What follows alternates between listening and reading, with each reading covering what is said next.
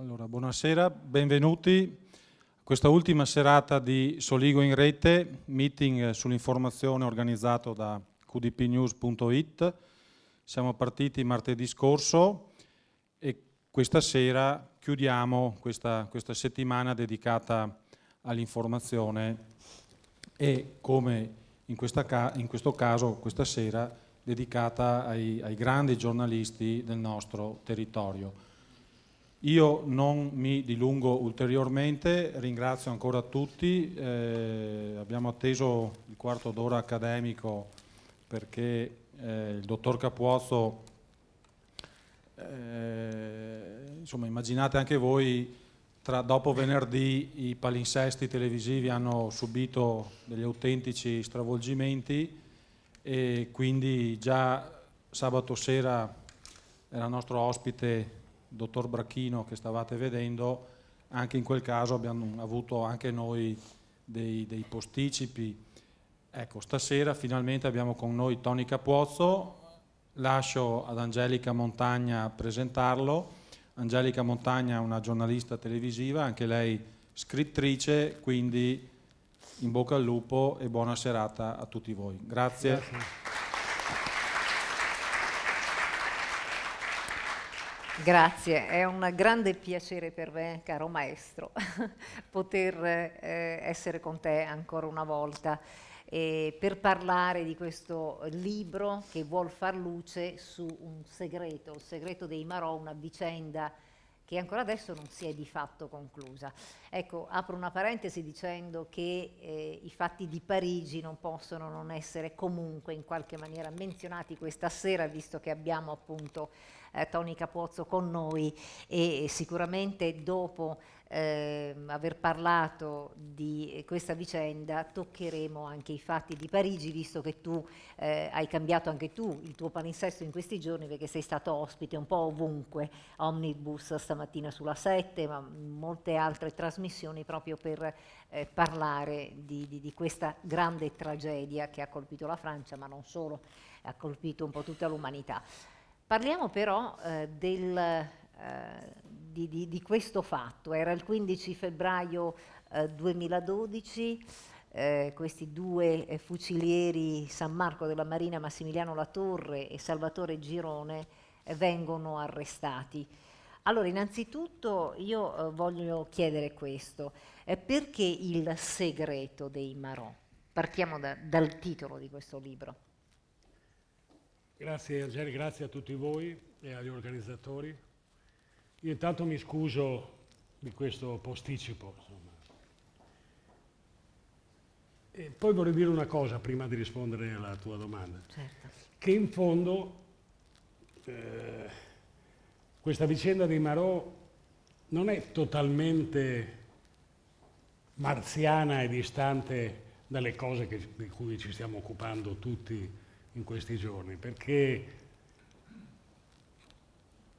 nasce da un incidente con un sospetto attacco di pirati nell'Oceano Indiano e la pirateria moderna, nasce dallo Stato fallito che si chiama Somalia, e lo Stato fallito che si chiama Somalia nasce dal fallimento di una missione a guida Nazioni Unite. Ricordate, c'erano ancora, credo, i militari di leva in Italia quando ci fu quella missione. Qualcuno si ricorderà il film Black Hawk Down, no?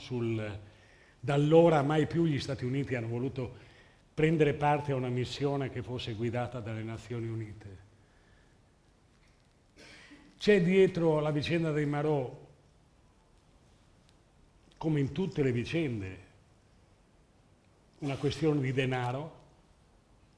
Io ho calcolato, ad esempio, che i proventi della pirateria sono inferiori ai proventi che le assicurazioni inglesi ricavano dagli armatori che pagano l'assicurazione sulla pirateria. Per essere esplicito, se io fossi un assicuratore inglese, mi dispiacerebbe che la pirateria sparisse dai mari del mondo. C'è dietro la vicenda dei Marò diciamo, per essere generosi, una povera performance della classe politica italiana. Se noi guardiamo persino in queste ore, infatti io sono uno che non vota da 25 anni almeno, quindi penso di potermi permettere di dirlo, c'è certi dibattiti, un ministro degli interni che oggi polemizza con Salvini, il ministro degli interni è Alfano, polemizza con Salvini per dire Salvini si dispiace che non ci sono attentati in Italia da cui possa ricavare voti. È da vergognarsi. È da vergognarsi perché diciamo suoniamo la Marsigliese davanti a Montecitorio.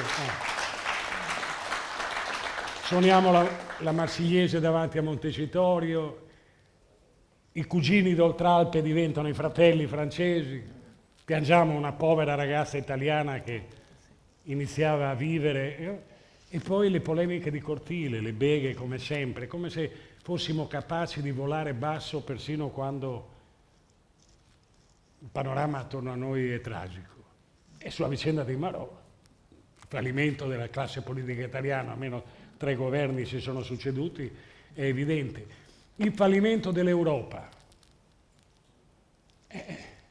L'Europa, diciamocelo, mi piace che si sia franchi, che si sia diretti. Che cos'è l'Europa? Forse sono i conti ragionieristici che ci hanno impedito di scivolare nel baratro del default, del fallimento, forse. Sono l'euro, e non c'è chi tra noi comuni mortali o che non mastichiamo l'economia, chi di noi sa rispondere alla domanda se davvero saremmo andati a remengo se non ci fosse stato l'euro. Però certo tutti sappiamo che il costo della vita è raddoppiato e che, i salari e gli stipendi non sono raddoppiati. Se voi guardate quanto pagavate una casa, comprare una casa prima dell'euro e dopo, capite che cos'è l'Europa? Abbiamo regole alimentari spesso assurde. No, se noi pensiamo a tante specialità locali, io non dico solo il lardo di Colonnata, ma tanti cibi di strada delle nostre sagre, non potrebbero perché da Bruxelles c'è qualcuno col ditino alzato che ci dice no, le regole sono queste e tendono sempre a favorire la grande produzione, tendono sempre a favorire la grande distribuzione e tendono sempre a favorire una filiera lunghissima. Che cos'è l'Europa? Sono se guardiamo la nostra vita quotidiana, sono la frutta spagnola che costa poco e non sa di niente, andate al supermercato a comprarla, sono i nostri agricoltori sul lastrico per le quote del latte, i nostri pescatori che soffocati dalle quote di... E di buono cosa ci arriva? Abbiamo una scuola di livello europeo? No. Abbiamo un esercito europeo? No. Abbiamo una giustizia che abbia dei tempi europei? No. Abbiamo delle carceri che siano di livello europeo? No. L'unica cosa su cui non saprei cosa dire, francamente, perché non ho esperienza, forse la sanità. In Italia continua a essere un po' più accessibile che in altri paesi europei. Allora, se guardiamo davvero, ma senza la retorica della politica, alle cose, l'Europa è principalmente un sogno, è il territorio della democrazia, delle libertà, di popoli che hanno imparato a costo di guerre mondiali quanto bella sia la pace e della libertà di movimento. Nelle nostre vite quotidiane è il fatto che puoi passare un confine senza più provare l'emozione e la perdita di tempo di passare un confine. Ebbene, prima l'emigrazione e poi questo attacco di Parigi mettono in forse persino questa libertà di movimento, inevitabilmente, perché se vogliamo essere sicuri, ci piaccia o meno, lì un'altra volta la politica italiana dimostra tutta la sua miopia. Non si tratta di dividersi per destra, sinistra, ideologie I controlli servono. Vi ricordate come viaggiavamo sugli aerei prima del terrorismo? Beh, adesso io vivo a Milano, quando vado a Roma vado sempre in treno perché ai tempi di percorrenza vado per lavoro e quindi sono biglietti pagati, non è per me una scelta, diciamo, di tipo economico. Ai tempi di percorrenza dell'aereo devo aggiungere tutti i controlli che tutti noi sappiamo quando andiamo in vacanza o quando ci muoviamo. E abbiamo dovuto sacrificare la nostra innocenza. Sappiamo che è meglio che ci trattino tutti da sospetti perché questo ci garantisce, ci fa sentire più al sicuro. Che cos'è l'Europa nella storia dei marò? Inesistente. Un voto quasi vergognoso del Parlamento europeo che per dare un po' di solidarietà ai marò dice beh, li tratta da colpevoli. E il resto niente. Niente prima con l'Ashton e poco niente adesso con la Mogherini. Ecco, ma infatti noi Il segreto facciamo un balzo all'indietro. 15 febbraio 2012, alle 21:20, il capitano della nave del peschereccio rilascia un'intervista alle 21:20. Quindi che cosa dice? Perché questo è importante, anche lasso di tempo temporale, no? Questo spazio è determinante e vedremo perché, perché ci sono molti particolari che adesso appunto Tony Capozzo ci spiegherà, che ci danno un tassello di un puzzle che poi è talmente chiaro che ci fa capire se sono veramente responsabili oppure no, ma talmente chiaro, per esempio anche la prova balistica, ma di questo poi adesso ne parliamo, della traiettoria di una nave piuttosto dell'altra, del fianco destro piuttosto che del fianco sinistro, e sono cose importanti. Allora, che cosa dichiara alle 21:20? Io sono imbarazzato perché una bella donna che parla del fianco destro e del fianco sinistro, anche se la storia di cui ci occupiamo è triste e drammatica, però ti distrae, no? Non era voluto. È una donna, sembra Nini Tirabusciò, no? La mossa. Magari fosse Guarda, il così segreto da dei marò di sorridere. cui mi dicevi prima è innanzitutto, secondo me, purtroppo un segreto di Pulcinella che è sotto gli occhi di tutti e che però nessuno, a cominciare dalle più alte istituzioni dello Stato, vuole vedere, ed è che i fucilieri di Marina non hanno ucciso i 2 pescatori indiani, che i 2 marò sono innocenti. Perché? E rispondo alla domanda. Alle 23 del 15 di febbraio del 2012, 23 e qualcosa, un peschereccio che si chiamava e si chiama St. Anthony entra in un porticciolo del Kerala. Il Kerala è uno stato della punta meridionale dell'India, lato occidentale. Entra in questo porticciolo, sul molo ad aspettare c'è una piccola folla di pescatori, di familiari dell'equipaggio, c'è la polizia e c'è una telecamera, per fortuna. Perché quando a bordo del St. Anthony ci sono i corpi di 2 pescatori uccisi. Lasciatemi fare una parentesi, io curo, se posso fare anche un'interruzione pubblicitaria, vorrei ricordarvi che se stasera avete ancora voglia non avete voglia di andare a dormire subito, dovrebbe essere a 00:15, ma Del Debbio trascina sempre fino a 00:30. Dovete dirglielo a Brachino che è venuto qui, perché è lui che dovrebbe fare lo scambista di orari. C'è terra che è dedicata ai fatti di Parigi, cercando di non ripetere le cose che abbiamo già visto, sentito e strasentito. C'è la televisione su questo porticciolo e devo chiudere la parentesi. Terra è stato sicuramente il primo programma, forse anche l'unico, che per mia scelta ha mandato telecamera e microfono nella casa del più anziano dei due pescatori, quello che aveva famiglia e figli. Non ho mai pensato, gli indiani sono milioni e milioni, i pescatori sono centinaia di migliaia e vabbè, 2 pescatori in più. No, ho sempre pensato che la loro morte richieda ovviamente giustizia, reclami giustizia e che anzi sia tradire la loro memoria incolpare 2 colpevoli presi a caso, 2 fucilieri di marina che sono innocenti. C'è la televisione su questo molo, al proprietario e capitano di questo peschereccio, Freddy Bosco, pongono subito il microfono sotto, prima ancora che lo interroghi la polizia. E che cosa dice lui? Dice: abbiamo avuto un incidente alle 21:20 della sera. L'intervistatore dice: ah, non prima, no, 21:20 della sera. Perché l'intervistatore gli chiede non prima?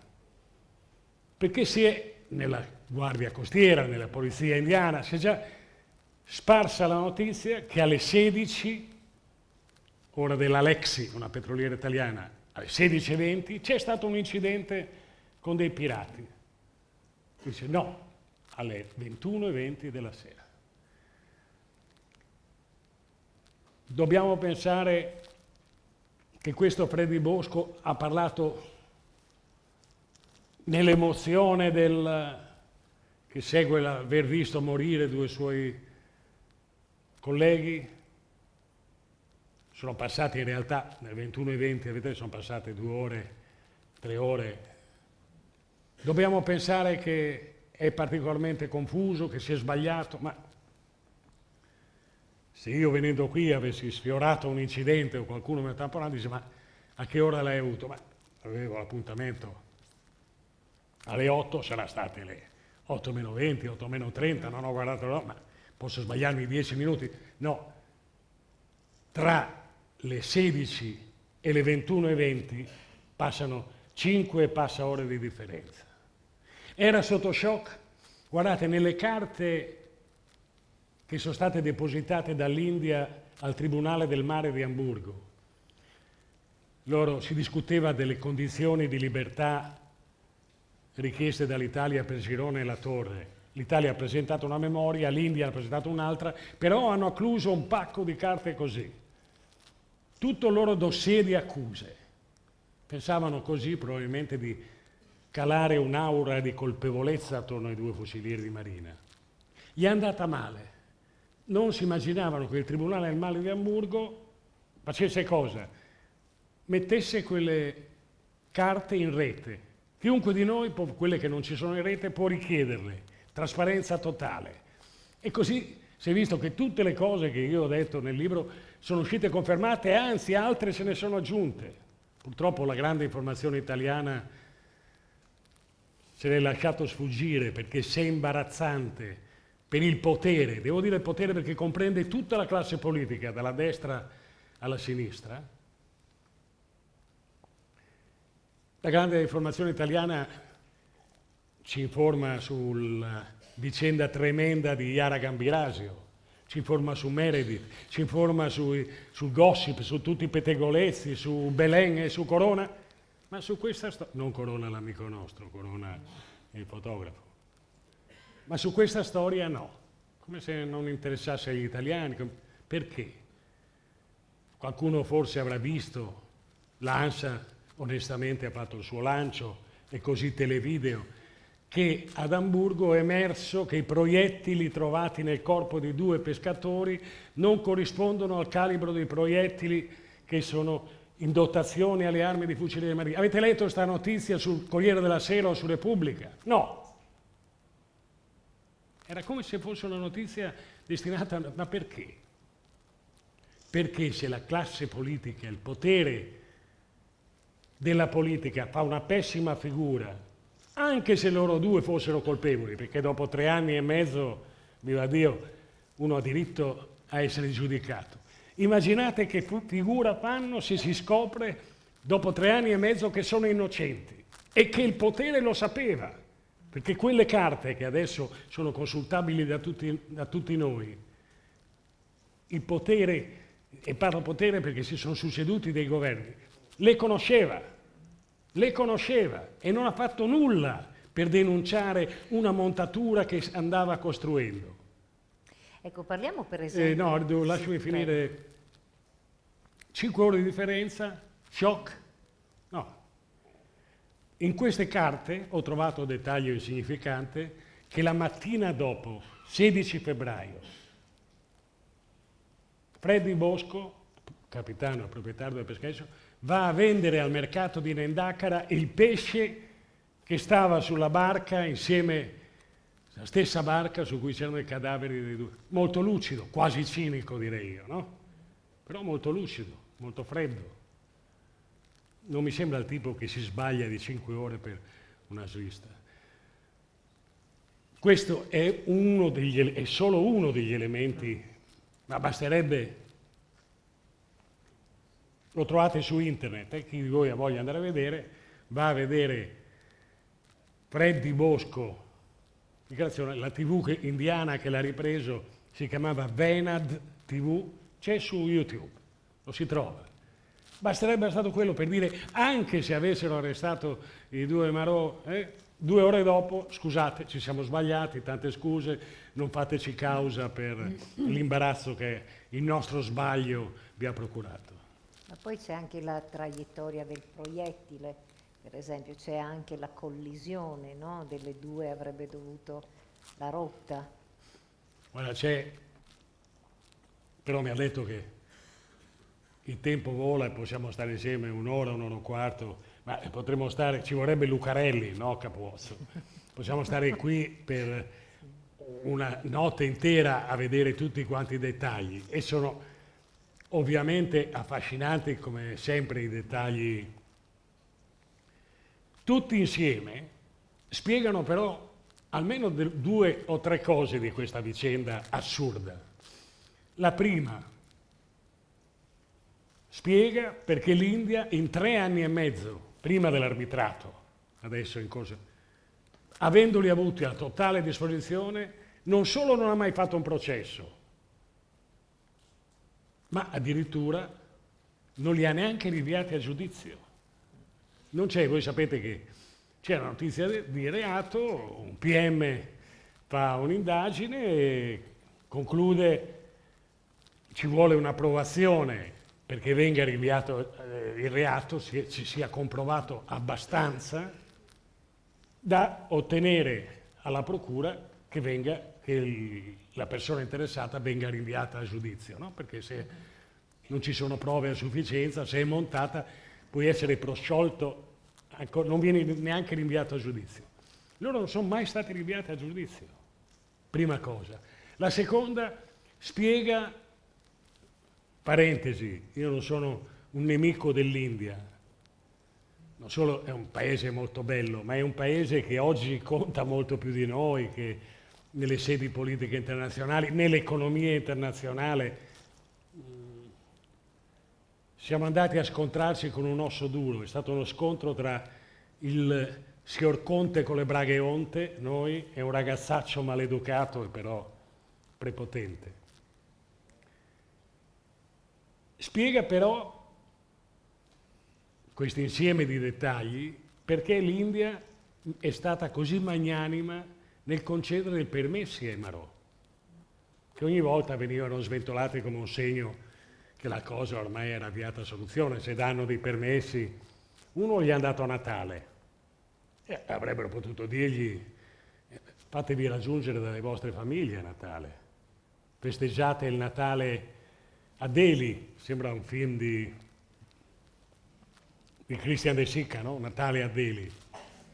La seconda volta gli era andata per andare a votare. Avrebbe potuto votare in consolato, no?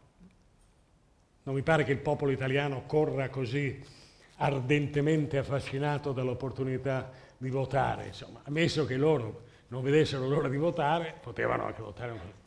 Gli hanno dato i permessi perché speravano che noi italiani ce li tenessimo, risparmiassimo loro l'imbarazzo di celebrare un processo in cui si sarebbero presentati con le prove così ridicole che abbiamo appreso adesso che le hanno depositate.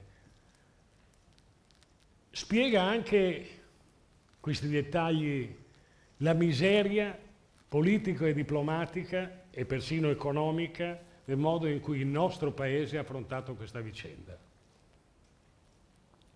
Se hai in mano, se te lo dicono loro, perché l'hanno detto loro, siamo innocenti, non abbiamo sparato noi ai 2 fucilieri, se le prove che gli indiani sventolano come prove di colpevolezza sono invece le prove della loro innocenza, non sto dicendo che è una controinchiesta, no, è proprio le loro prove di colpevolezza invece sono prove di innocenza. Perché il loro paese, il nostro paese, non ha mai fatto nulla per dire ma sono innocenti, non vedete? Non ha dato neanche ai 2 la soddisfazione di dire sì, ti credo, sei innocente. Io sono stato l'altra sera a Milano, un dibattito, sono stato contento perché erano loro imbarazzati. Avevo da una parte la Russa, ministro della difesa che varò questa legge, e dall'altra parte Mario Mauro, ministro della difesa del governo Letta, che arrivò, fu l'unico, gliel'ho riconosciuto, fu l'unico, diciamo, sul letto di morte, perché era a pochi giorni dalla fine del governo Letta, a dire sono innocenti, e che nel dibattito milanese è tornato a ripeterlo.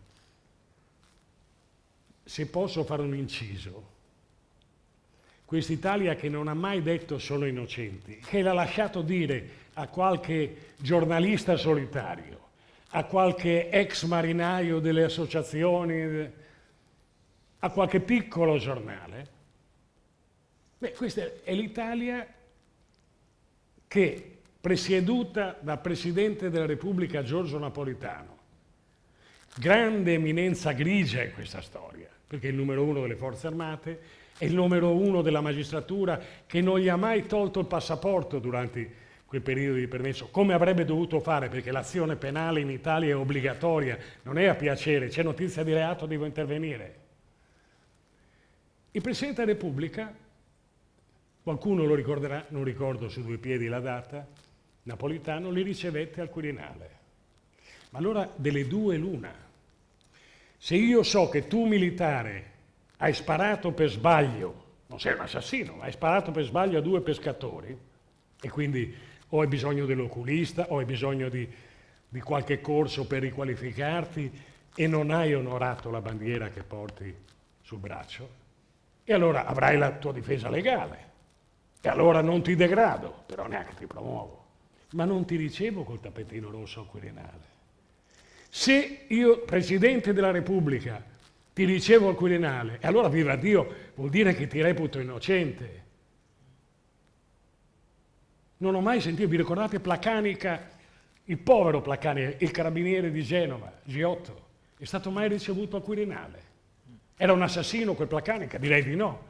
Certo, ha ucciso un ragazzo che stava andando lì con l'estintore, ma comunque la pensiamo, non era un assassino, non era un serial killer, non era un omicidio volontario. È il colpo di pistola che spara un giovanissimo carabiniere con in mano, e che si vede aggredito da più parti. Non voglio discutere, è stato mai ricevuto al Quirinale? No. E allora se tu Napolitano li ricevi, ma sei lo stesso Napolitano che poi non può non aver preso parte a quel voltafaccia vergognoso per cui l'Italia dice, quando è al secondo permesso, quello elettorale, resteranno in Italia, e poi fanno appena bau al nostro ambasciatore e tremiamo come foglie e diciamo, facciamo un dietrofront, sembriamo nella storia il paese che riesce, cui la cosa che riesce meglio sono i dietrofront, i voltafaccia, e diciamo ritornano in India.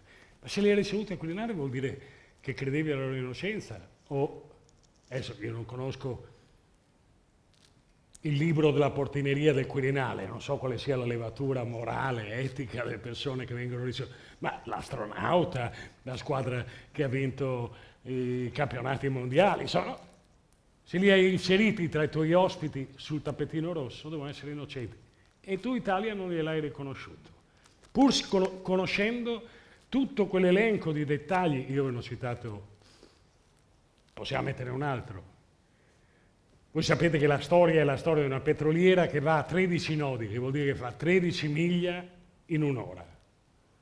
E che il St. Anthony è una barca che fa 8 miglia in un'ora, fa 8 nodi, cioè 8 miglia in un'ora. E voi sapete che a un certo punto dalla Lexi i fucilieri di marina notano prima sul radar e poi col binocolo e poi a occhio nudo un'imbarcazione che li punta a 3 miglia di distanza. 3 miglia sono 5 chilometri e qualcosa. Allora già è strano, secondo me, dico subito, non era il St. Anthony quell'imbarcazione, era un barchino di pirati contro il quale i fucilieri di marina sparano in acqua fino a convincerlo a dire non vale la pena assaltare questa petroliera che è troppo è difesa con fin troppa decisione. Allora già è strano che un barchino che fa 8 nodi riesca a inseguire con una qualche efficacia una petroliera che fa 13 nodi. No, già è qualcosa di strano. Anche l'ultimo dei carabinieri della più sperduta stazione di montagna capirebbe, ma forse c'è qualcosa che non funziona. Forse non era il St. Anthony, forse era un'imbarcazione che faceva più velocità. Vi ho detto 3 miglia di distanza. C'è tutta la sequenza, segnalazioni luminose, sono le 4, è piena luce del giorno, può darsi che non funzionino. Segnalazioni acustiche, la sirena antinebbia, voi che vi sarete capitati qualche volta nella laguna con la nebbia, le segnalazioni di sirene antinebbia si percepiscono. No, continua ad andare avanti. Sparano i fucilieri di marina per una prima volta in acqua, il barchino continua ad andare avanti, in rotta di collisione. In rotta di collisione vuol dire che se continua riesce a accostarsi, se va dritto va a sbattere o se no riesce a abbordare la nave. Sparano una seconda volta e il barchino se ne va.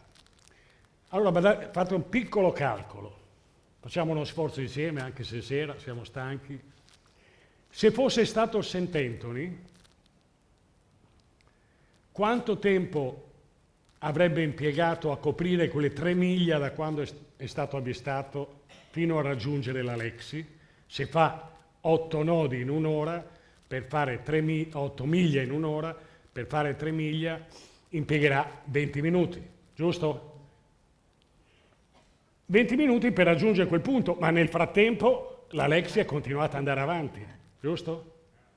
Ed è andata avanti persino più veloce, perché fa 13 nodi e quindi si sono incontrate così. Il primo avvistamento a starboard, che vuol dire se i 360 gradi dell'orizzonte fossero un orologio, viene avvistata a 3 miglia a ore 2, ore 14. Però la Lexi è continuata ad andare avanti. Cosa deve fare, ammesso e non concesso che fosse St. Anthony, per restare in rotta di collisione fino a 250 metri, fare questo movimento, giusto? Qual è il lato? I fucilieri di marina non è un gestaccio, sono sulla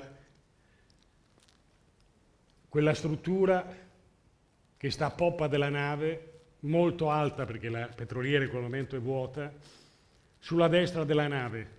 È una struttura che consente all'equipaggio di guardare quello che succede sulle fiancate, sporge appena un po'. Se loro sparano da qui e l'altra imbarcazione sta facendo questo per continuare a restare in rotta di collisione, quale lato espone questa barca sconosciuta? A chi spara da qui? Il lato sinistro. Su St. Anthony i colpi sono tutti sul lato destro. Allora, sarebbe bastato in aggiunta a questo a chiedere scusa anche sui giornali che avevano, indiani del Kerala, che avevano titolato Italian Marine Killer. Sì. E poi che fine fa questa imbarcazione che effettivamente aveva a bordo anche questi 2 pescatori? E lì dobbiamo raccontare un altro aspetto.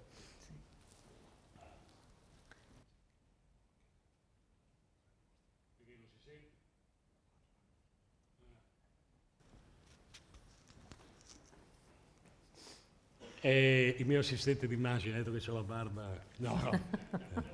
dice che la barba fa rumore.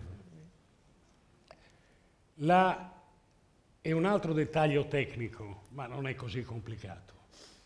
2 giorni dopo l'incidente e la morte di 2 pescatori, torno a ripetere, secondo me, più di 5 ore dopo, in un altro incidente, in cui forse, oltre a una petroliera greca, è coinvolta anche la Guardia Costiera indiana, che quindi ha qualcosa da nascondere, ha sparato pensando di sparare a dei pirati e forse ha ucciso i 2 pescatori. E quindi ha tutto interesse a trovare un altro colpevole per scrollarsi di dosso l'imbarazzo di questa vicenda di fuoco amico.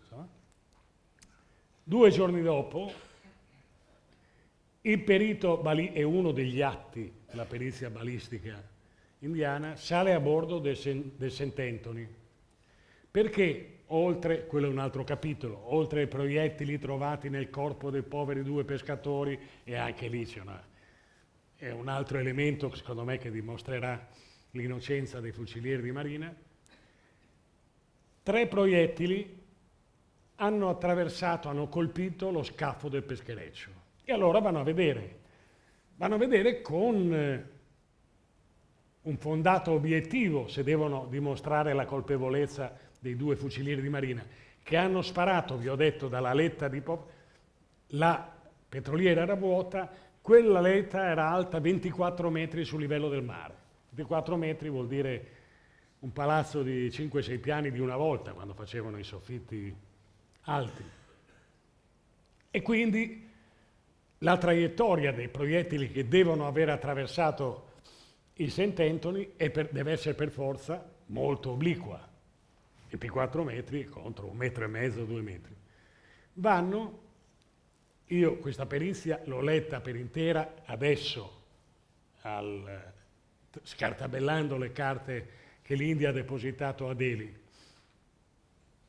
Se uno andasse a vedere la conclusione di questa perizia, 2 paginette, vede che la conclusione è: i colpi sul St. Anthony dimostrano che la traiettoria è downwards, cioè è dall'alto verso il basso, ciò che conferma l'ipotesi di colpevolezza che qualcuno abbia sparato al peschereccio da un'imbarcazione molto molto più alta. Se vai a vedere le traiettorie dei proiettili, il testo della perizia, trovi che c'è un proiettile che è entrato a 84 centimetri ed è uscito, questo sul cabinato proprio, ed è uscito è entrato a 83 e è uscito a 84. E quindi è assolutamente orizzontale, casomai tende un po'. Nonostante questo, come se uno si sbrigasse a guardare solo la risoluzione del problema, no? Che smentisce quello che sono 3 proiettili. Ce ne sono 2 che effettivamente hanno una traiettoria che sembra dall'alto verso il mare. Ma questo terzo proiettile mette in ballo tutto, perché allora chi c'era che ha sparato se è un tiro che arriva orizzontale? Che cosa fanno i magistrati indiani? Hanno tra le mani una prova importante, le conclusioni dicono sì, sono tiri obliqui, e nello stesso tempo però un po' imbarazzanti, perché uno non è obliquo. Freddy Bosco, ve lo ricordate, quello che scende, che dice ore 21:20 e che poi sposterà la sua dichiarazione, dirà l'abbiamo avuto attorno alle 16, posto che noi italiani non possiamo dare lezioni a nessuno di limpidezza delle indagini. Siamo il paese di Piazza Fontana, di Piazza di Strage, Piazza della Loggia, della stazione di Bologna, di Ustica, insomma, chi più ne ha più ne metta, quante testimonianze manipolate abbiamo visto. Non è difficile convincere il proprietario, armatore, capitano di un peschereccio a cambiare, uno che ha bisogno di licenze, uno a cui forse puoi dire hai avuto l'incidente alle 21:20 e non c'è colpevole.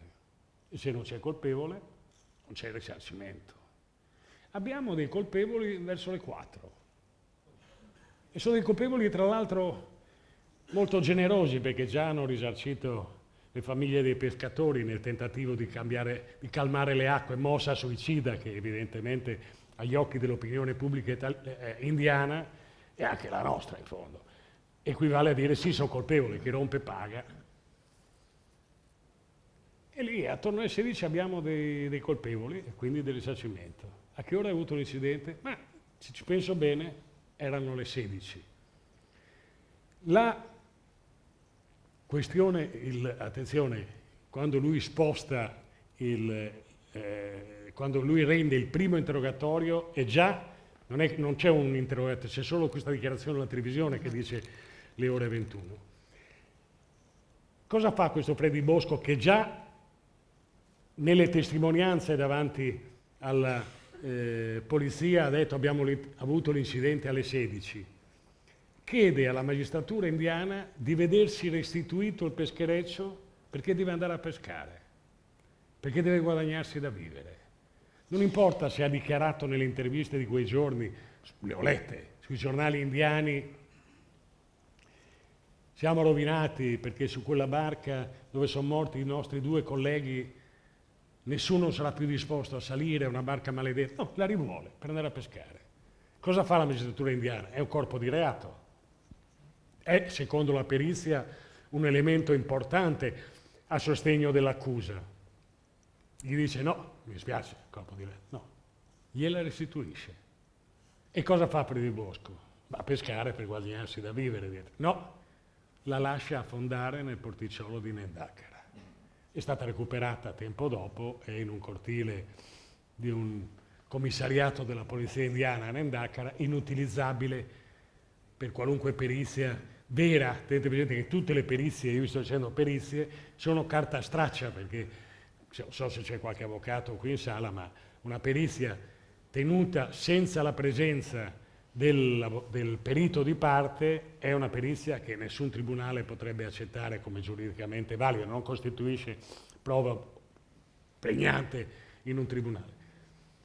Ora, delle due l'una, o tu, magistrato indiano, che sei fesso perché ti bruci un'evidenza importante della tua teoria colpevolista, o sei molto furbo perché hai notato la contraddizione tra le conclusioni di quella perizia e i numeri che testimoniano che la narrazione deve essere diversa, un colpo orizzontale. Come disfarti di questo testimone muto ma imbarazzante? E diamoglielo a Freddy Bosco, che uno è disposto a cambiare le deposizioni, figurati se non è disposto a far affondare il suo peschereccio maledetto. Ecco, allora abbiamo visto un po' il comportamento del nostro governo, del governo italiano, che probabilmente per motivi di interesse economico non interviene in maniera decisa per cercare di aiutare questi 2 cittadini italiani, ma ancor più militari. Ricordiamo che l'interscambio economico ogni anno fra Italia e India è di 8 miliardi che si vuole, con un accordo Roma-Nuova Delhi, si vuole far arrivare a 15 miliardi. Ma parliamo un po' di Stéphane de Mistura e il suo modo controverso di portare avanti anche lui, di far qualcosa o non fare proprio niente in questa vicenda. Intanto chi è? Allora, a me dispiace parlarne, è una domanda che non mi... perché conosco Stéphane de Mistura, è una persona con cui ho confidenza, mi do del tu, perché l'ho incontrato, è un funzionario di lunga carriera delle Nazioni Unite, l'ho incontrato in tanti viaggi, ed è un'amabile persona. Credo che, non so se siete dei lettori di Giancarlo Perna sul giornale quando fa quei suoi ritratti al vetriolo,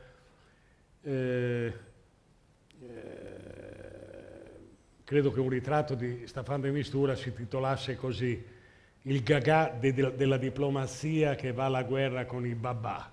No?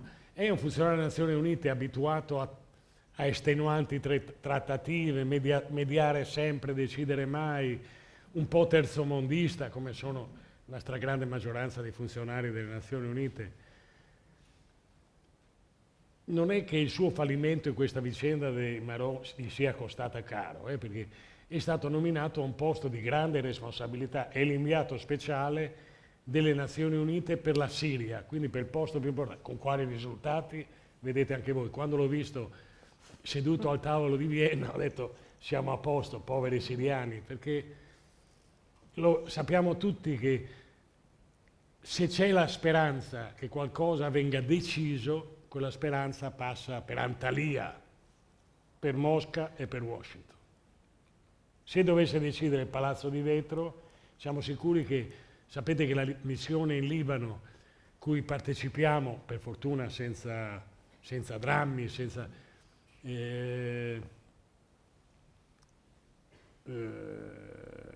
mi sono dimenticato il nome della missione, si chiama sempre Lib4, Utal4, ha 40 anni, qualcosa del genere, adesso è cominciata con l'82, gli anni del Sharon che invade il Libano, la strage di Sabra Shatila, cioè le Nazioni Unite sono fatte per eternizzare le crisi, non per risolverle. Vi ho citato prima la Somalia, il fallimento della Somalia era una missione. Era la persona un po' meno adatta, insomma era uno bravissimo, è molto brillante ai cocktail, una persona poliglotta, madre svedese, padre italiano non mi ricordo se di Sebenico, comunque dalmata, formazione internazionale, persona brillante, bravissimo a fare con gli indiani così, è capace in nome di questa pace diplomatica, di dire no, i nostri pescatori, i nostri fucilieri di marina hanno sparato, non hanno fatto apposta, purtroppo è andata così, persino di ammettere una colpa che non avevamo, pur di tenere buono tra sorrisi, inchini e mani giunte l'interlocutore indiano. Così però questo Staffan de Mistura è stato l'inviato giusto per la classe politica italiana, perché abbiamo avuto uno dietro l'altro dei governi che hanno pensato, primo salviamo gli affari, gli è andata male anche in quello, perché adesso sembra che Otto Melara verrà esclusa da un appalto da 300 milioni di dollari per la fornitura di cannoncini alle forze armate. Siamo riusciti a piazzare a malapena una trentina di siluri di ultimissima generazione che vengono fatti a Livorno e che verranno montati sui sommergibili indiani. Ma abbiamo perso un affare dopo l'altro. L'India, non so chi di voi sia andato a Expo 2015, non c'era. Era stato previsto il suo padiglione, ha deciso di non venire, cioè ci hanno preso a schiaffi in faccia, anche sul piano degli affari. E noi che siamo stati zitti, non abbiamo protestato quando hanno fatto andare una nave italiana, non sappiamo se con l'inganno o con la forza, a attraccare in India e veniva da acque internazionali. Non abbiamo detto niente quando sono saliti a bordo di una nave italiana, sia pure attraccata in India, è territorio italiano, e hanno sequestrato delle armi delle forze armate italiane che erano già state poste sotto sequestro dalla Procura Militare di Roma, che naturalmente ordinatamente, disciplinatamente ha fatto togliere i suoi sigilli e ha detto agli indiani prego accomodati. Non abbiamo detto una parola quando hanno fatto scendere in stato d'arresto 2 militari italiani da una nave che è territorio italiano. Abbiamo detto prego andate. E sulla nave c'era non l'ambasciatore, per carità non si scomodava, ma il console italiano a Mumbai, l'ex Bombay. La diplomazia italiana ha lavorato intensamente a dare la doratura alle gabbie, alle sbarre della gabbia. Non metteteli in una cella, metteteli in infermeria, non metteteli in infermeria, metteteli in un albergo, non metteteli in un albergo, metteteli in un'ambasciata italiana. Perché dire che quelle violazioni dei diritti, il dietrofront della nave, la far sbarcare, ecco, quelle manipolazioni grossolane delle perizie, a cui che non partecipa mai un perito di parte, non ha mai alzato la voce perché aveva paura. Questo mette in forse gli affari. Questo ci porta a fare un braccio di ferro con l'India. Fosse mai. Questo ci porta a uno scontro politico, senza mai pensare una volta che forse stavano mettendo in gioco non solo la libertà di 2 servitori dello Stato, ma anche la loro dignità. perché l'accusa un militare di professione, non un pivellino, non un ragazzino impaurito, ma di aver sparato su un povero pescatore disarmato e di aver preso per un barchino di pirati un peschereccio sfiatato e malandato, è un'accusa infamante. È come se voi all'autista dello scuola bus di qua che è uscito di strada dite no, non è uscito di strada perché le gomme erano usurate o c'era una macchia d'olio, ma perché aveva bevuto. È qualcosa che contrasta col significato, con l'etica della sua professione. Dire a un militare di professione una cosa di questo tipo e farlo. L'Italia ha sempre pensato che si poteva risolvere a taralluce e vino, dai, tanto ci mettiamo d'accordo, ma dai, sì, non si è mica messo in manette ai ceppi, ti facciamo avere il cibo dal ristorante italiano. La libertà e la dignità dei due sottufficiali erano una variabile, un optional, chiamiamolo così. Quello che contava, e quindi ci siamo trascinati accettando, e naturalmente gli indiani, e cosa fai quando vedi che uno ce la fa? Stavo per dire una volgarità, insomma, che uno accetta tutto quanto, si fa mettere in piedi in testa, devi ammettere ancora di più, no? È così, questo è il messaggio che dai ed è il messaggio che l'altro furbo recepito, perché recepisce, perché dovresti, e ha continuato a fare carte false, ha continuato a... Tanto i pochi messaggi di furbizia che ci hanno dato, tenetevi in permesso, poi ve li tenete e noi diremo ecco gli italiani mafiosi, così, ma ci siamo risparmiati di fare un processo che non sappiamo come andrebbe a finire, tant'è che non sono mai riusciti ad iniziarlo. Noi eravamo convinti, non è che Monti allora, o Terzi o Di Paola pensassero che 4 anni dopo eravamo ancora in questa condizione, nessuno. Ha fatto la staffetta, ciascuno pensando, vabbè, entro poche settimane la cosa si risolve, ma vedrai, non siamo mica nemici, fino alle dichiarazioni, ancora una volta, aria fritta, di Mattarella l'altro giorno, l'ha fatto il 4 novembre, no? Ma tutti, quando è diventato Presidente del Consiglio Renzi, ha fatto come tutti la prima cosa una telefonata ai Marò, è diventato come la bottiglia di spumante al varo delle navi. Adesso, per non so quanti altri governi ancora, la prima volta una telefonata. Renzi ci ha aggiunto di suo un tweet, ho telefonato ai Marò, dove ha fatto la radiocronaca della sua telefonata. Ora, l'altro giorno Mattarella, 4 novembre prima, e poi sulla fregata Carabinieri in Oman, impegnato in missioni antipirateria, dice hanno il nostro sostegno. Ma scherziamo? Se Mattarella, se Presidente della Repubblica, Sergio Mattarella intendeva dire che hanno il nostro sostegno materiale, ha ragione. L'Italia non ha lesinato soldi, paga carissimo un vistoso collegio di avvocati, i soldi sono nostri. È vero che non sappiamo, secondo me difendono molto più lo Stato che non i 2 fucilieri di Marina, ma insomma, tanto pagano. Pagano i viaggi alle famiglie, è vero, pagano i viaggi alle famiglie. Sono libere, è vero, di andare. Pagano uno stipendio che è più alto della misera indennità che prendevano quando erano in missione a bordo delle navi, ai 2 come se fossero aiutanti dell'addetto militare all'ambasciata. Ha fatto l'Italia esattamente come facciamo certe volte noi padri. I figli avrebbero bisogno di passare qualche ora in più con noi, non te lo dicono, ma... E tu dici no, non posso, ce lo fare... e gli dai dei 50 euro pensando che possano valere il tempo che non riesci a dedicare loro. E sai benissimo che non è così. Così ha fatto l'Italia. Il sostegno materiale, ma se intendeva dire il sostegno che deve andare alla dignità di 2 persone, di cui tutto dice che sono ingiustamente accusati, beh no, Mattarella si sbagliava. Devono smettere dal Presidente della Repubblica al Presidente del Consiglio, tutti al Ministro della Difesa, la Pinotti ha detto non vedo ragione perché ci rassicurava, poi io non so se porti sfiga, ma era 3 giorni fa l'intervista, 4 giorni fa, e diceva non preoccupatevi, la guerra contro l'ISIS sta andando bene, e se ci rassicura la Pinotti siamo a posto, si è visto il giorno dopo a Parigi. E dice non vedo perché, una domandina era, non vedo perché Girone debba restare in India, non lo vedo neanch'io, ma a te, Ministro della Difesa, a voi, Ministro della Difesa, degli Esteri, Presidente del Consiglio, Presidente della Repubblica, non abbiamo bisogno che vengano ogni volta a dire hanno il nostro sostegno. È come se io c'ho un rubinetto a casa che mi perde, non sono capace di metterci in mano, chiamo l'idraulico, quello viene e mi dice Capozzo, lei ha il mio sostegno. No, cazzo, aggiustami il rubinetto, non so cosa fare. Cioè la politica, no, non è...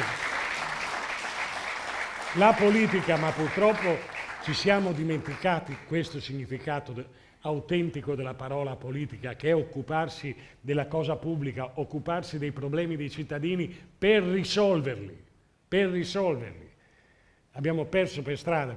Le dichiarazioni principali, non me ne frega niente, tu ci devi dire come pensate di affrontare il problema adesso.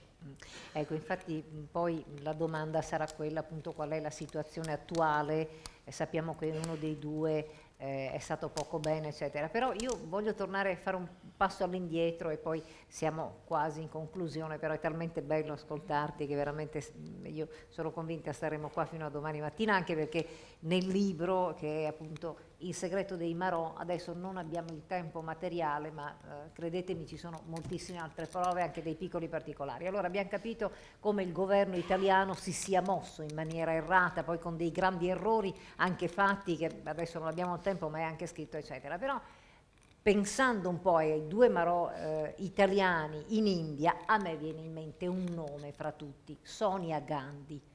Ecco, Sonia Gandhi è italiana, quindi perché non interviene? Cioè, lei vede che c'è qualcosa che non va nel suo paese, ci sono due italiani militari coinvolti in questa faccenda. Cosa c'è che non va? No, lasciami essere breve perché poi se siamo Sì. alle ultime battute Sì, voglio anche dire perché delle altre veramente cose. Su ci Sonia sarebbe... Gandhi è una presenza che ha complicato questa storia. Non è, voi sapete che è nata non lontanissimo da qui, sull'altopiano di Asiago, poi è cresciuta in Piemonte, poi facendo un corso di inglese in Inghilterra ha conosciuto Rajiv Gandhi, il figlio di Indira Gandhi, si sono innamorati, si sono sposati.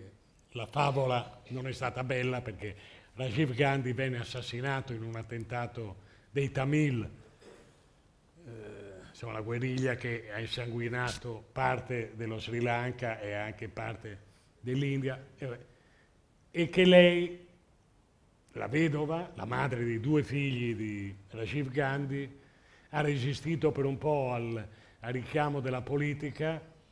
Il partito del Congresso è il partito che ha fatto la storia dell'India dall'indipendenza in poi, è il partito dei Gandhi, è un partito, diciamo una sorta di democrazia cristiana di sinistra o forse di partito democratico, un corpaccione molto grande che ha governato l'India a più riprese, che ha anche costruito insomma, l'India moderna, e che però ha bisogno ha questo legame quasi indissolubile con i Gandhi, e tutti chiedevano a Sonia Gandhi entra in politica perché è morto il marito, i figli ancora piccoli. Lei ha resistito per un po', poi ci si è gettata e deve anche averci preso gusto, è una persona, però da subito gli attacchi che gli facevano le opposizioni, in particolare l'opposizione nazionalista che adesso è al governo, dice, e quella non è indiana puro sangue, è mezza italiana, e l'hanno accusata, ragione o no, questo vabbè, lo racconto nel libro, ma di aver avuto un occhio di riguardo per un faccendiere italiano che era entrato in uno scandalo, che era amico di suo marito e sul quale la giustizia indiana non è mai riuscita a mettere le mani. Ecco, vede, ha un occhio di riguardo per gli italiani, l'opposizione, tant'è che è rimasto storico lo sbaglio di Prodi, che andò in India nel 2005 favorendo uno sviluppo dello striminzito interscambio commerciale tra i due paesi, e come avrebbe fatto qualcuno di noi mal consigliato dal proprio ufficio stampa, lei si rivolse in italiano e lei si irrigidì perché era come parlare di corda in casa dell'impiccato, con l'opposizione pronta a accusarla proprio di avere un occhio di riguardo per gli italiani, e non gli disse neanche una parola in italiano, gli rispose in inglese. Lei ha avuto un ruolo più che negativo in questa storia. Ha complicato la vicenda. No, c'ho un telefono che suona da qualche parte, ma... No, eccolo qua. Mi scusate perché devo andare in onda con... Pronto? Sì, chi è? Importante? Dimmi. Sì. Va bene, va bene, va bene. Milano 2, sì. Grazie. Ciao, ciao. Ciao. Sì, era di lavoro, ma andando in onda se succede qualcosa si è... Veniamo a quello che volevo dire, e ho detto se i tempi stringono. Ovviamente, lo vediamo tutti sotto il nostro, ci sono 1000 urgenze. È chiaro che titolano tutti qua, siamo in guerra, è chiaro che è più importante della vicenda di due poveri marò. Sono il primo, pur vivendo con passione, sono amico di Latorre, l'ho conosciuto nel 2006, l'ho sentito anche questo pomeriggio, insomma, per me è anche la difesa di un amico, non ho mai nascosto di avere questo pregiudizio favorevole, però mi sono mosso facendo dentro di me l'avvocato del diavolo, insomma, è possibile, e alla fine ho concluso dentro di me, sì, è innocente. Sarei stato suo amico lo stesso, anche se avesse fatto lo sbaglio di sparare a un pescatore. Come puoi essere amico di un tuo amico che per sbaglio investe un pedone? Ti dispiace per il pedone, ti dispiace per lui, ma non è un assassino. Però sono andato a vedere, io concludo, per me sono innocenti. Ma non sono uno che si ubriaca di una storia, capisco le priorità. Ho detto prima, se volete parliamo di Francia, di quello che è successo, della lotta allo Stato islamico, della guerra. Però vi ho detto prima una serie di questioni che ne fanno una storia non così estranea ai temi di questi giorni. Voglio porvene un'altra. Qui non si tratta solo dell'umiliazione di due persone, di due servitori dello Stato. Cosa deve pensare in questo momento il parà della Folgore che sta facendo da istruttore ai combattenti curdi, gli unici che mettono il piede, e se fa uno sbaglio, posto che per me i due fucilieri di Marina non hanno fatto sbaglio, e se spara e succede qualcosa, avrò le spalle coperte? Cosa deve pensare il bersagliere che è di guardia in Libano? Cosa deve pensare? È stata prolungata la missione, chi va in Afghanistan.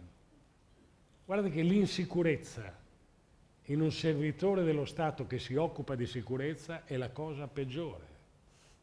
Ma cosa devono pensare tutti quanti gli altri? Quante volte già ci sentiamo dire la polizia non ha la benzina, gli aumenti che stanno decidendo in queste ore, quelli prima di Parigi, sembrava che coprissero a malapena un aumento in busta paga quasi insultante per gli agenti di polizia.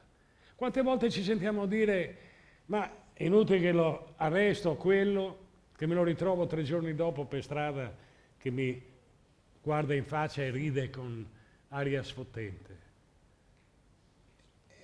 Come se il messaggio è questo, che lo Stato, quando due servitori dello Stato non servono più, possono anche trascorrere anni in un purgatorio giudiziario, ma il messaggio che viene fuori è che non ha senso il senso del dovere in nessun posto. Già adesso trovi un insegnante che fa di più di quello per cui viene pagato, che si sforza con tuo figlio, e già adesso ti sembra un miracolo, gli sei grato, perché già ti sembra... E se trovi in un ospedale un'infermiera che fa di più del suo mansionario sindacale, che fa un sorriso al tuo parente ammalato, che dà una spolverata anche se non è l'infermiera addetta alle pulizie, ti sembra un miracolo. Ma se il messaggio che riguarda la gratitudine dello Stato, l'impegno a non mollare mai nessuno, a non lasciare mai nessuno indietro, se il messaggio è questo, allora hanno ragione gli impiegati di Sanremo che vanno a timbrare in mutande e poi se ne vanno a casa. Perché il messaggio che è? Sapete qual è? Perché era meglio allora se la Torre Girone, attorno ai quali è stato steso oggi un cordone sanitario, niente contatti con la stampa, niente, lasciamoli in pace e silenziosi per il loro bene, dicono sempre per il loro bene. Se la Torre Girone quel giorno si fossero girati dall'altra parte, sarebbe tutto andato bene. Il messaggio che viene fuori è il messaggio, non so se suo o del suo imitatore, ma dell'onorevole Razzi. Fatevi i cazzi vostri. Questo è il messaggio. E una comunità quanto può stare unita insieme, avere il senso di una comunità quando viene a cadere un minimo senso del dovere? Ripeto, pensate ai militari italiani in questo momento, in Libano, in Afghanistan. Allora cosa potrebbe fare? Pure, ripeto, se conosco la scaletta di importanza, certo che in questo momento l'agenda è un'altra. Credo che l'ambasciatore in India, credo che Minniti, che è responsabile delegato alla delega per i servizi segreti, credo che il ministro degli esteri, insomma credo che un po' di tempo per un negoziato non difficile può essere fatto. C'è in corso un arbitrato, basta si vedano col ministro degli esteri indiani, facciano riunioni segrete, si scrivano, si telefonino.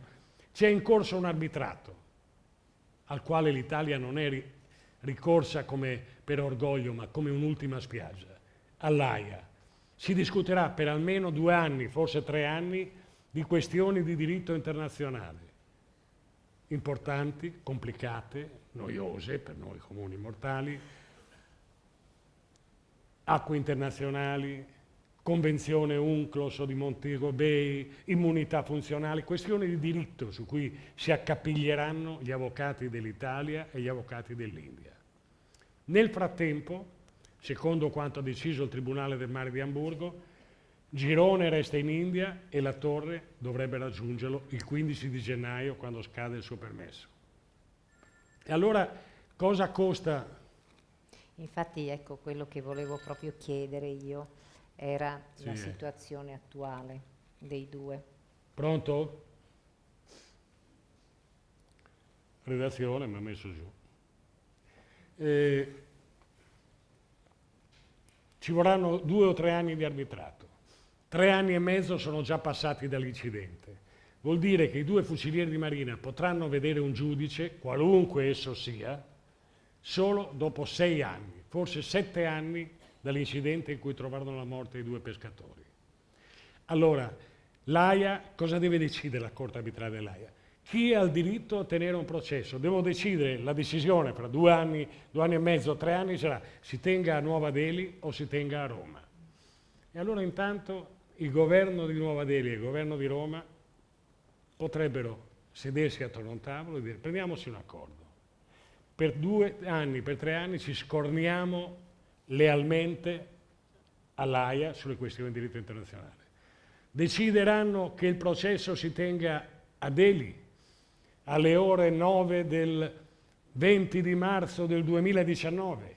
I nostri fucilieri di marina saranno lì alle 5 di mattina del 20 di marzo, perché vogliono vedere con che faccia li condannate con le prove che avete e vogliono testimoniare la propria innocenza, vogliono battersi perché sia riconosciuta. Saranno lì prima dei vostri giudici, prima dei vostri avvocati. Se l'AIA deciderà che il processo si tenga a Roma, noi tratteremo la morte dei 2 pescatori indiani non come un fatto di poco conto avvenuto 7 anni fa, ma come se fossero stati uccisi 2 pescatori di San Benedetto sul Tronto o di Mazzara del Vallo o di Chioggia. Ma intanto,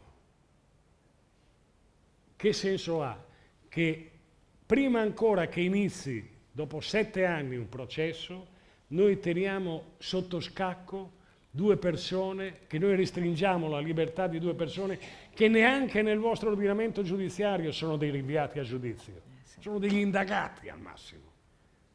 Sono delle persone che hanno ricevuto un avviso di garanzia, non hanno mai ricevuto un capo di imputazione. Libertà provvisoria. Voi pensate che scapperebbero in Sud America, sono dei narcos?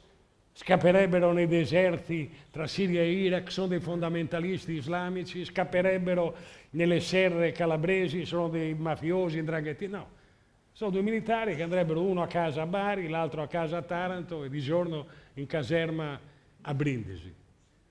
C'è la possibilità, leggiamolo con il linguaggio delle nostre cronache giudiziarie, c'è la possibilità che inquinino le prove, a parte che le avete già inquinate voi indiani. No, ormai no.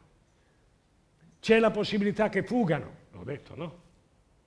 C'è la possibilità che reiterino il reato, come si dice, che uccidano altri pescatori. No, quella missione è finita, non ci sono più militari italiani, ha riconosciuto che quella legge, gliel'ho detto ieri, l'altro giorno a Milano, che era stata chiamata legge della russa, venne votata nell'ultimo governo Berlusconi.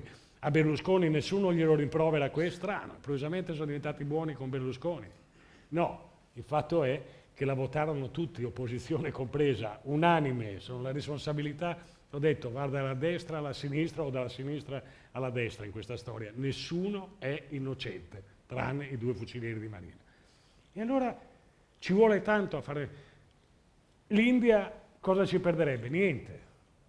Ripeto, è una storia imbarazzante per la stessa India. È quella che ci perde di meno, perché non ci perde di niente se la storia continua. L'Italia, oltre a perdere la dignità di 2 uomini, suoi uomini in divisa, e a far correre un po' di soldi così buttati nel pozzo, ha tutto da guadagnarci. Renzi farebbe la figura di uno che non solo dice le cose ma le fa, che risolve con fare pragmatico e incisivo quello che altri 2 governi prima di lui non sono stati capaci di risolvere. Ripeto, non è il primo dei problemi in questi giorni, ma è un problema che ha a che vedere anch'esso col senso di sicurezza e di dignità nazionale. Ecco, io direi, bene.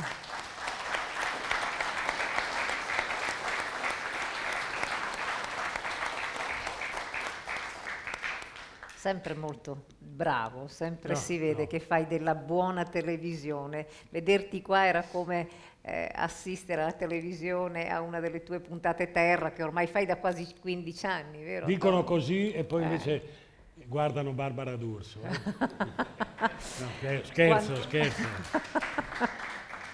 Però hai visto che c'era il fianco destro e sinistro della nave, hai visto che poi è uscito. Sì. Non lo hai chiamato fianco forse, però. Allora, qualche domanda. Io so che qualcuno di voi, eccola là, 1, poi c'è qualcuno di voi anche 2, lo so io. Chi va per 3? Forza. C'è poi una domanda che qualcuno mi ha fatto e che io eventualmente ti giro io. È una domanda interessante. Prego. Brevissimo, grazie. Buonasera. In tutta questa baraonda, in tutte queste testimonianze, qualcuno si è mai preoccupato di guardare cosa c'era dentro al peschereccio? Ok. No, ha finito? La domanda è fatta per una certa esperienza. Io navigavo, sono stato 10 anni per mare e sono stato parecchie volte in India. Le dico subito una cosa. Quando la nave si ferma in rada, quindi lontano dalla costa, in attesa di entrare nel porto, è un via vai continuo di pescherecci che scaricano casse di whisky che in India è proibito e il cambusiere e il comandante, perché permette la cosa, si fanno ricchi con questo.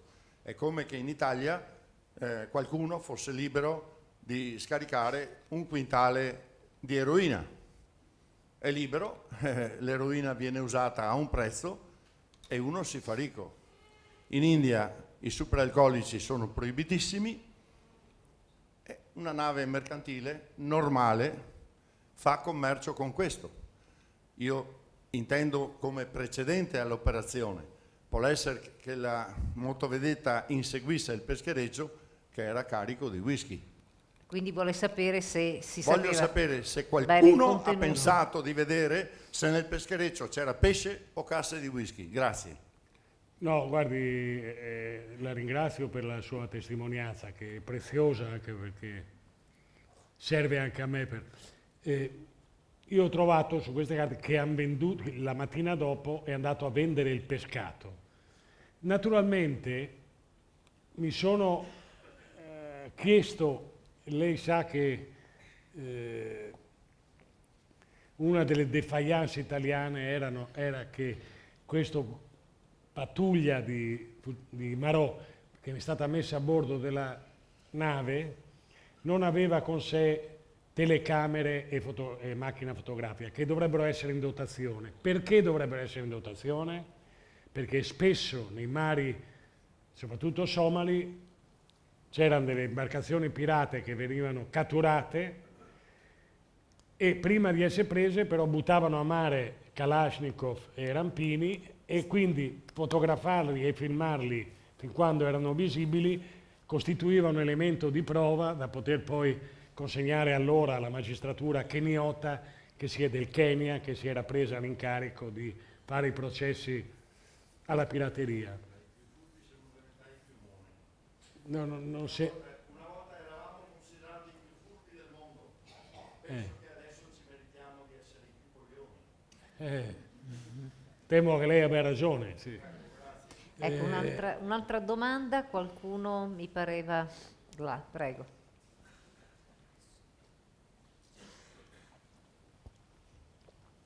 Allora, una domanda e una considerazione. La domanda è: la nave era già in acque internazionali quando è stato comunicato al comandante di tornare indietro. Ora dico io, sto benedetto comandante, come fa a tornare indietro dopo quello che era successo? Chi gliel'ha detto? Avrà chiesto alle autorità, a qualcuno? O ha fatto tutto di testa sua? Questo, uno, la domanda. La considerazione è questa. Io ho sempre saputo che mi intendo di politica, sono un appassionato, frequento la politica da quando avevo i calzoncini corti, che i politici italiani sono dei cialtroni e dei ladroni. Questo si è sempre saputo, che siano ladroni e cialtroni. Da quello che ho sentito stasera da lei, mi debbo convincere pure che oltre a cialtroni e ladroni sono pure degli emeriti vigliacchi, perché si girano dall'altra parte, fanno finta di non vedere e di non sapere, non hanno il coraggio di affrontare il problema. Però dico io, un popolo governato da vigliacchi, che cos'è? Si dice ogni popolo è il governo che si merita. Quindi se noi siamo governati dai vigliacchi, siamo più vigliacchi e più cialtroni di loro. Punto. Guardi, io penso che noi italiani, dico solo la seconda parte della sua domanda è un parere e non ho titolo per rispondere, però credo che noi italiani siamo, e un po' anche nel calcio così, cioè abbiamo molto cara la sopravvivenza, abbiamo un senso del dovere abbastanza relativo, ma poi nei momenti più difficili tiriamo fuori, ho in mente sempre Sordi e Gassman nel film La Grande Guerra, no? Che sono due che però poi al momento giusto hanno un'impennata di orgoglio. Secondo me quello che manca ai politici italiani, che ci assomigliano, questo penso anch'io, è però l'impennata d'orgoglio. No, non hanno mai, forse perché non hanno l'ufficiale austriaco che li tratta da vigliacconi, ma insomma. Prima parte della domanda. Guardi, io un elemento importante in questa inchiesta giornalistica l'ho avuto da una lettera, dai documenti che erano allegati in una lettera di uno studio legale dell'armatore che mi minacciava di querelarmi perché io in un servizio del TG5 avevo definito il comandante della Lexi il capitan Schettino di turno. La storia della Costa Concordia era di pochi giorni prima. Devo dire, devo dire che mantengo intatto il giudizio, non ho ritirato niente e loro non hanno querelato. Devo dire che sono convinto che non ha deciso in solitudine. Intanto perché era uno che da un anno aveva il comando di una nave, era il suo primo comando, da un anno. Com'è? Addirittura era affiancato da un comandante più esperto di lui.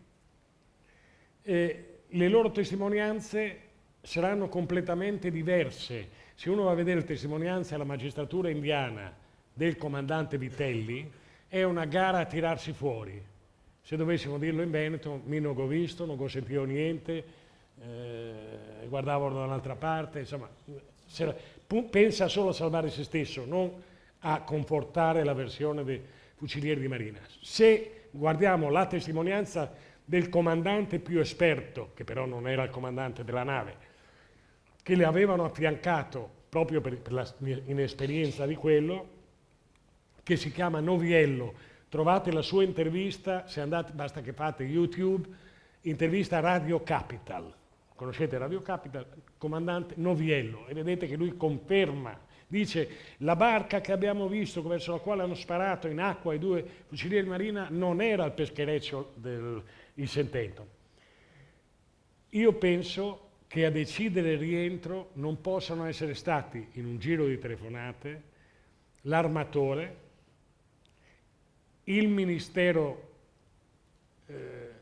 degli Esteri, Terzi ha sempre respinto questa, dice l'ho saputo a cose fatte, e soprattutto il Ministero della Difesa.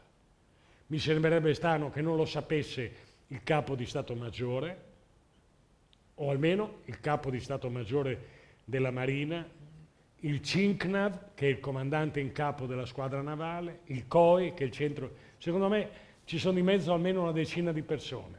In Italia, io vi ho parlato di calcio, lo sport nazionale è lo scaricabarile. Non c'è mai nessuno che abbia detto mi sono preso io la responsabilità. Guardi, è curioso perché francamente se io avessi avuto un posto, per mia sfortuna, ai vertici militari, avrei detto, non lo so se ragionerei allo stesso modo, ma avrei detto sì, ci hanno chiesto di andare in India. Ma è un paese amico, anche lui impegnato contro la pirateria. Ci hanno chiesto di andare a verificare se delle persone fermate erano i pirati che li avevano attaccati prima. E poi, in fondo, quale miglior prova dell'innocenza? Il fatto che la nave torna verso l'India. Si è mai visto il killer che va verso il commissariato a parcheggiare davanti al commissariato? No. È il segno che fessi, ma non colpevoli. Ecco, una domanda che mi è stata chiesta di porti è questa. Se davvero i 2 Marò sono intelligenti, fermo restando che sono 2 militari, quindi bisogna entrare anche nella mentalità di chi insomma ha giurato, ha fatto giuramento allo Stato, ma se veramente io sono innocente, 15 febbraio 2012, perché a tutt'oggi 2015 io sono così remissivo ancora e non cerco di far sentire la mia voce? Allora vedo che il governo italiano fa poco, perché se io veramente sono forte della mia innocenza non faccio io per primo qualcosa di più?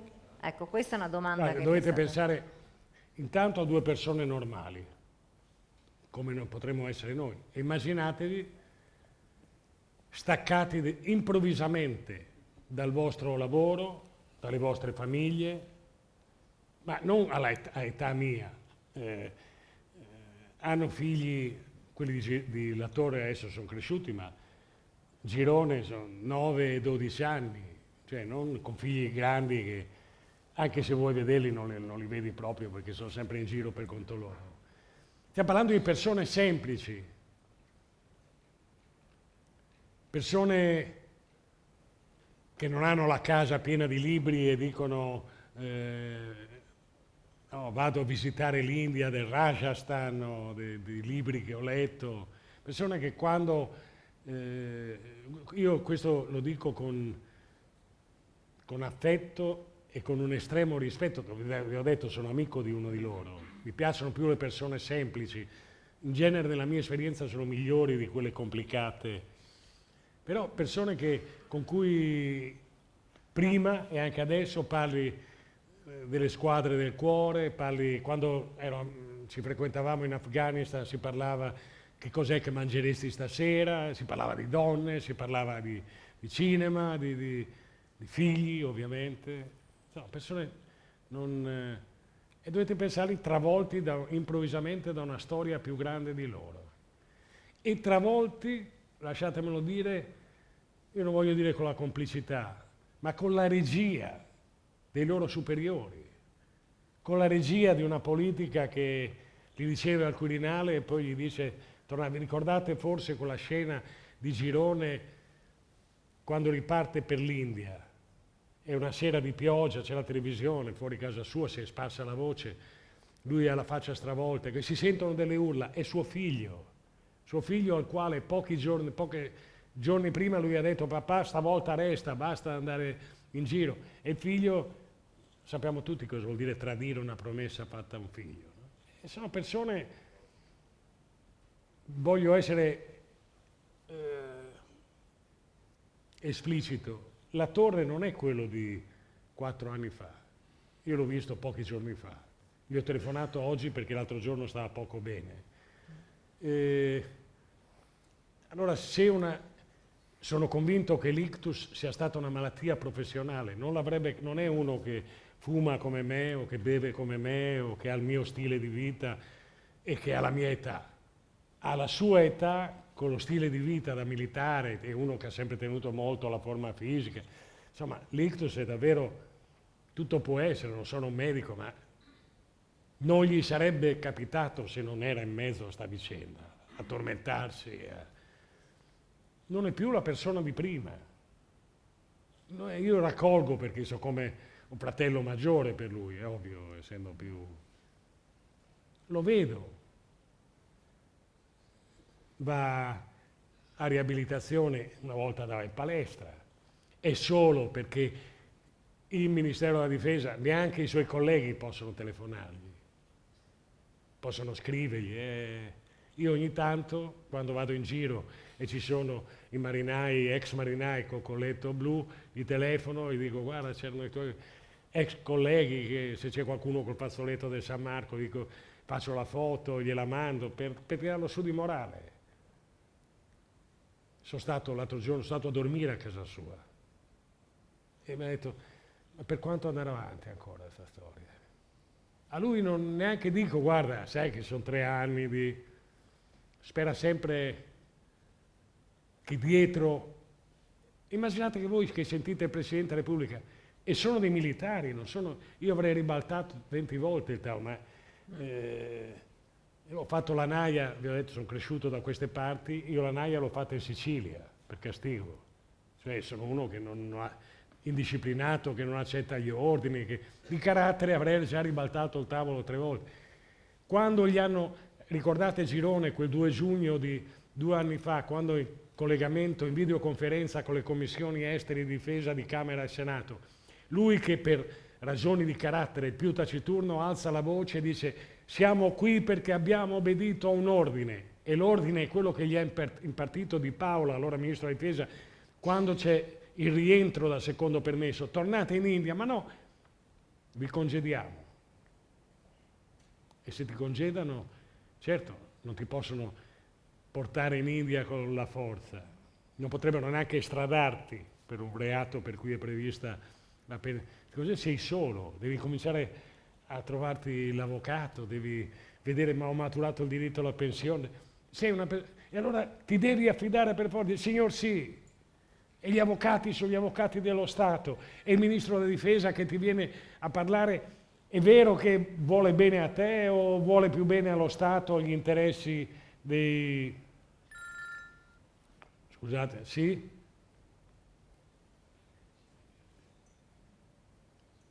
Sì, mi puoi chiamare domani? Ci sono un dibattito, grazie. Quindi ecco il motivo, probabilmente. Com'è? Ecco il motivo del perché non... Sì, non... sono delle persone segnate.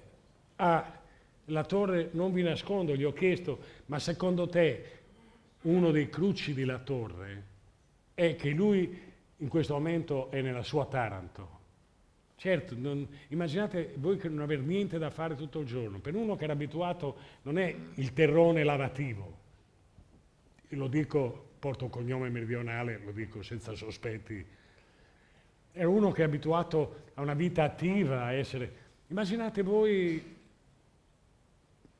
non avete niente da fare se non chiedervi quando finirà, quando finirà, quando finirà. Non c'è persona che incontri che dice, ah, ma l'attore, quello del... come va la storia? Quando finirà?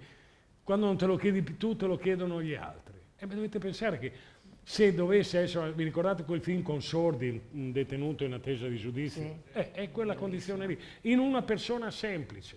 A lui ho chiesto, ma secondo te Girone regge? Il cruccio di La Torre è, io sono qua e il mio collega è subordinato, perché si tratta di un militare, e quindi lui si tormenta di questo.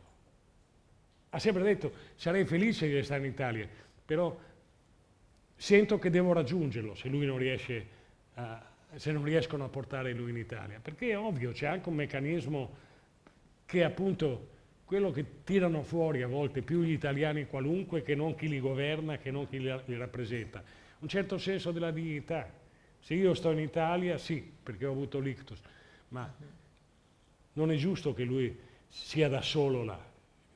Ho chiesto, ce la farà Girone? Lui ha detto sì, ce la farà, sai, perché di quelli chiusi che...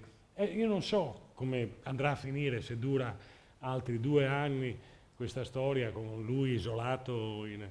Però quello che... la domanda alla quale proprio non so rispondere è perché la classe politica non consideri questo un piccolo problema da risolvere, visto che non è impossibile risolvere. Non porta voti. Ma vi ho detto prima, vi state le beghe da cortile che in queste ore, che uno dovrebbe pensare a dei ragazzi europei che sono stati uccisi mentre facevano delle cose che abbiamo fatto noi da giovani e che i nostri figli fanno, siete lì a vedere chi ci guadagna voti. Ma vergognatevi. E allora capisci che la stessa gente che fa fatica a prendere sul serio questa qui, che non è una tragedia, non li fucilano. Però è una storia lunga, insopportabilmente lunga e ingiusta, a cui hanno sottoposto 2 persone la cui sofferenza, anche intima, evidentemente è una cosa considerata un piccolo prezzo che si può pagare in nome di qualche affare o semplicemente in nome della propria incapacità, della propria pigrizia, della propria abitudine a non risolvere i problemi dei cittadini, neanche quando vestono una divisa. Bene.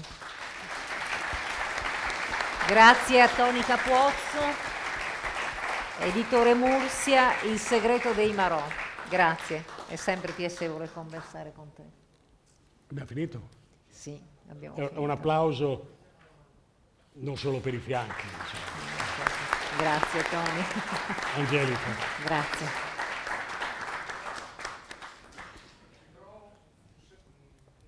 Ah, scusi, no.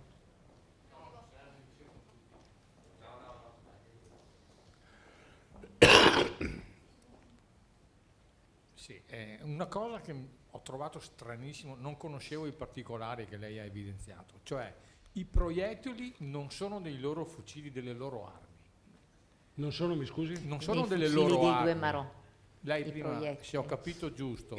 La storia è complicata. I proiettili, come descritti dal medico che fece l'autopsia, non sono del calibro delle armi dei 2 fucilieri di marina. Sì, cioè, Dopodiché, con una seconda perizia balistica, improvvisamente diventano del calibro dei 2.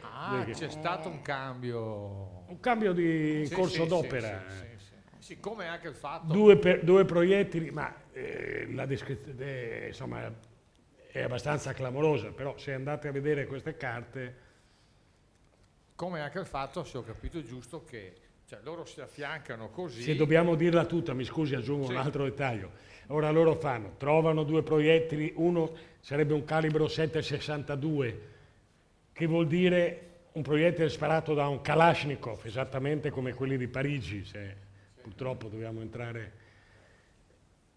I fucilieri di marina ovviamente non è che nelle forze armate italiane non esistano delle armi calibro 7,62, esistono, ma non ci sono a bordo di quella nave, tant'è che non so, hanno un calibro 5,56 leva.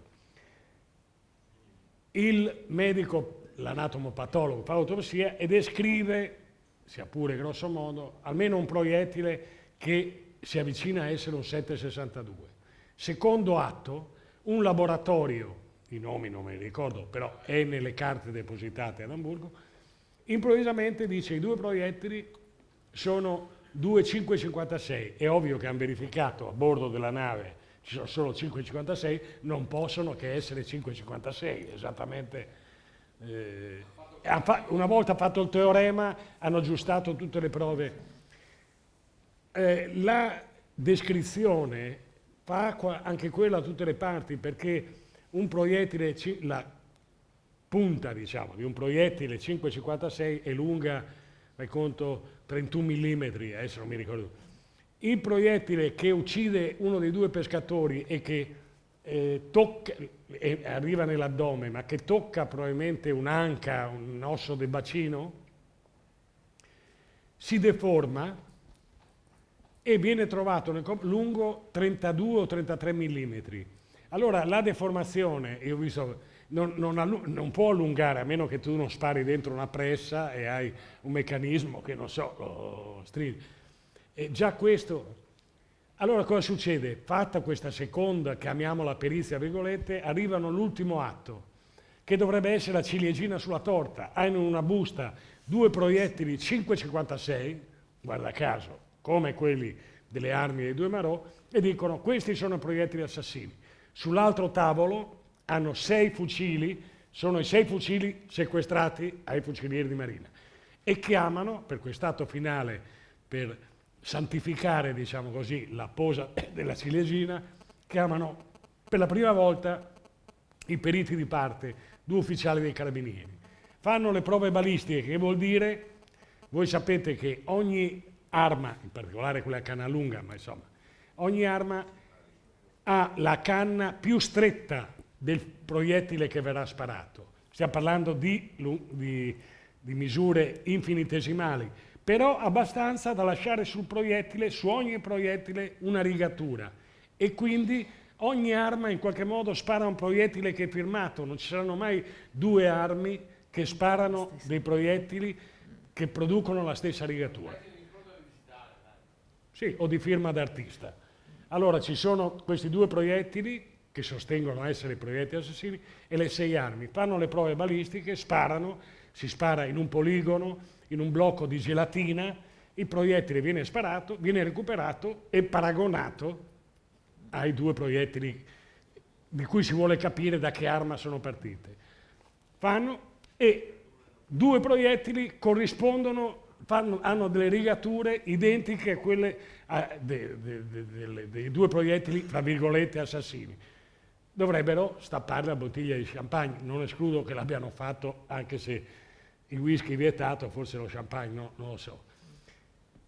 Qual è il problema? Il diavolo fa sempre, come si dice, le pentole ma non i coperchi, che quelle 2 armi, che lì vengono descritte nell'atto peritale come arma numero tal dei tali e arma numero tal, corrispondono, se poi uno va a vedere pagine, alle armi di Andronico e Voglino. Chi sono?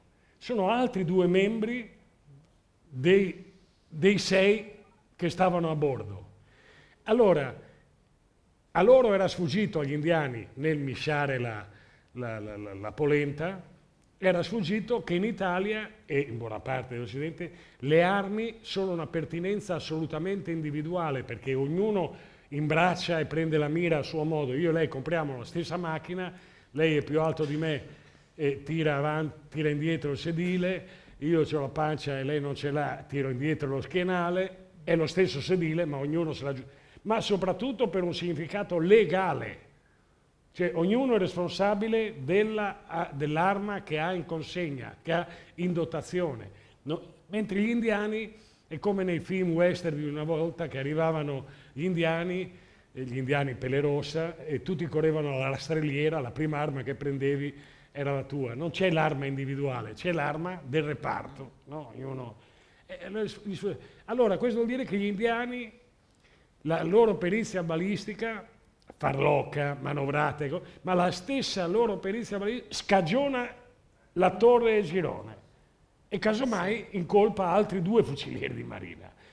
Questo, se vi ricordate, la storia è lunga, spiega perché quando la NIAL, la National Investigation Agency, che era incaricata di fare l'inchiesta a Delhi sulla vicenda dei Marò, disse non possiamo chiudere l'inchiesta se non interroghiamo gli altri membri del gruppo dei fucilieri dei Marò che erano a bordo. E ci fu un lunghissimo tira e molla perché l'Italia dice no, non ve li mando, li interrogate a Roma. E la spuntò l'Italia, vennero interrogati in videoconferenza da Delhi a Roma, perché l'Italia, che sapeva questo inghippo, e questo è vergognoso, non l'ha mai tirato fuori, l'Italia dice io mando gli altri 4 in India, mi liberano la Torre Girone e mi arrestano Andronico e Voglino, perché questo dice la loro perizia.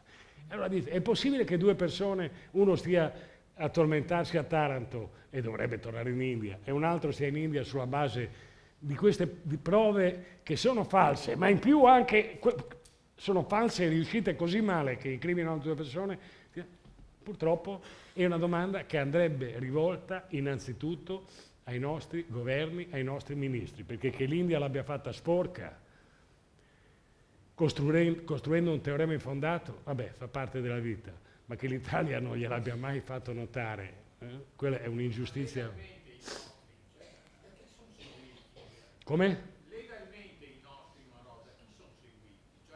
C'è un team di avvocati, il presidente di questo team, almeno da quando c'è il governo Renzi, è un sir inglese, ci sono alcuni tra i migliori esperti di diritto internazionale, ma ovviamente, io dico, non si è mai visto un avvocato che vuole chiudere una causa in 2 giorni, no? Adesso lo dico con rispetto, non si vedono neanche tanti meccanici che ti dicono tutto a posto.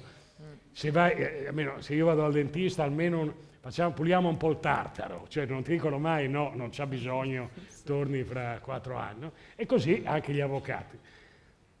Ma soprattutto non hanno mai detto una parola sul piano dei fatti, queste cose che vi ho raccontato.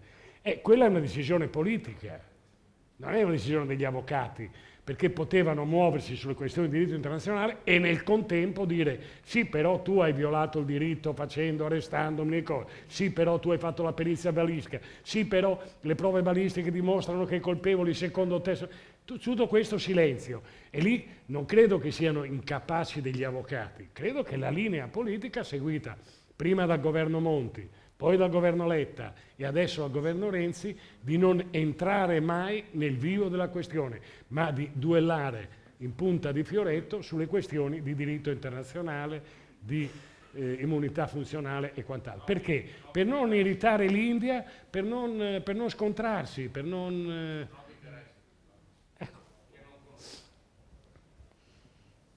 Bene, io direi che... Grazie, prendo io la parola.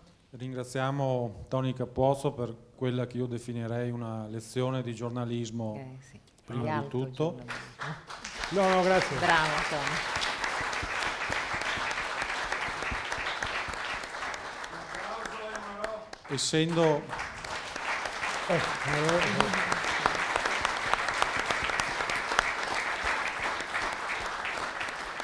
Essendo l'ultima serata, la serata conclusiva di questo meeting sull'informazione, io ringrazio il Comune di Pieve di Soligo che ci ha ospitato, la provincia di Treviso che ci ha concesso il patrocinio e ovviamente gli sponsor che hanno sostenuto, hanno reso possibile quella che io definisco una follia, cioè organizzare un meeting sull'informazione. Grazie a personaggi come Tony Cappuozzo che ci hanno portato la loro testimonianza. Ricordo che fuori è possibile acquistare il volume Il segreto dei Marò e ovviamente il dottor Cappuozzo è disponibile anche per una piccola dedica se la gradite. Siamo qua. Grazie, arrivederci alla prossima edizione.